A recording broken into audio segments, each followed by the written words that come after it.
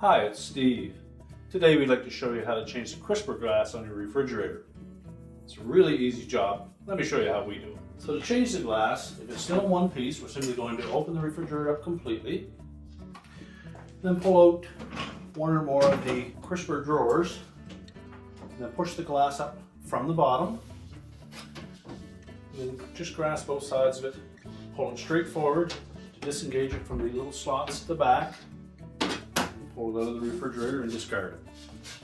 When installing the new one, you simply want to make sure that we line up both sides evenly and make sure that it engages these two little spots at the very back that hold it in place. And then it should drop down flush on the front. We can close our crispers back up. Now, to prolong the life of your crisper shelf, we suggest that if you take it out to clean it, allow it to come to room temperature before you immerse it in any warm water and wash with a mild detergent. And your repair is complete.